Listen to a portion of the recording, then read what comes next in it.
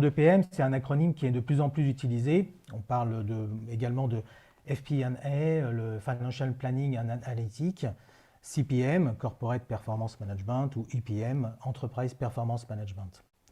Ce principe regroupe plusieurs modules, c'est plutôt orienté finance et ça regroupe plusieurs modules qu'on va vous présenter. Pour chacun de ces modules, on a des problématiques assez spécifiques que l'on rencontre. Le premier, ça concerne vraiment la partie planning, donc c'est tout ce qui concerne le budget, l'élaboration budgétaire, le forecast, le reprévisionnel. Souvent, on se retrouve confronté avec des problématiques liées à un process budgétaire qui n'est pas forcément bien maîtrisé, qui est assez long, fastidieux, sur lequel on n'a pas vraiment la main pour en faire un vrai outil de pilotage. En termes de participation aussi des utilisateurs finaux, ça peut poser des soucis. Et le besoin que l'on remonte, c'est souvent de pouvoir réajuster plus fréquemment cette partie budgétaire, cette partie prévisionnelle. Notamment avec la crise que l'on a traversée, cette crise sanitaire et économique, qui a nécessité, surtout avec nos clients actuels, de pas mal modifier et faire tourner un peu toute la partie pilotage et budgétaire et prévisionnelle. Les autres modules touchent plus la partie analytique. Il y a tout ce qui concerne la consolidation financière et le reporting. Souvent, on constate qu'on a une difficulté à atteindre ce qu'on appelle le SVOT, le Single Version of the Truth. C'est un concept un petit peu informatique qui consiste à savoir que toute la donnée est bien centralisée et remontée dans une base unique qui va nous permettre de pouvoir avoir des indicateurs communs en fin de compte. Et un indicateur aussi simple que le chiffre d'affaires, parfois, peut être calculé différemment en fonction des façons dont on a de remonter l'information.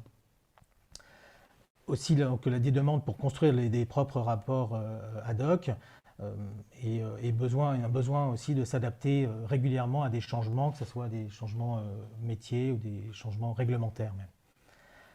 Ensuite, toute la partie Profit Optimization, c'est tout ce qui est rentabilité opérationnelle. Là aussi, on a des demandes pour vraiment avoir une analyse réelle de la rentabilité par produit, service, région, business unit, se focaliser sur les services à fort potentiel, mais également sur ceux sur lesquels on peut réduire les coûts et voir l'impact que ça a.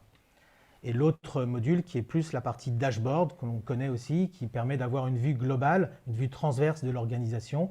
Et là aussi, on a des demandes pour vraiment avoir des KPIs pertinents qui permettent d'ajuster et de réagir aussi lorsque ces KPIs sont différents des objectifs fixés.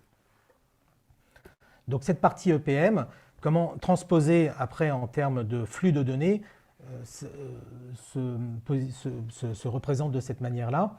Là, on retrouve vraiment un diagramme qui est typique des architectures décisionnelles qu'on met en place pendant nos projets.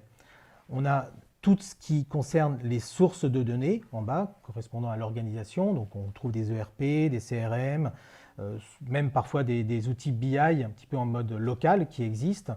Des données externes aussi qu'on nous demande souvent de remonter, qui peuvent être des données météorologiques ou des données INSEE, des données socio-économiques. On a toute cette partie de remontée, de consolidation de l'information.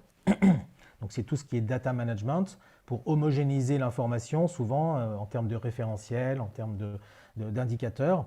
Centraliser tout ça dans une base de données, donc qui peut être soit relationnelle, soit multidimensionnelle. C'est ici qu'on parle souvent de cubes dans ces projets décisionnels, pour après aborder toutes les problématiques que l'on a évoquées d'un point de vue planning et analytique. Donc après, on met en place des outils de reporting, des portails collaboratifs et des outils de reporting qui sont la plupart du temps sur le web. Ça peut également être sous forme de tableur et parfois aussi sous forme de smartphone. À certains moments, c'était assez à la mode de demander des reportings. Ça passe un petit peu de mode, je trouve. Mais voilà, c'est possible également d'utiliser ce type d'interface.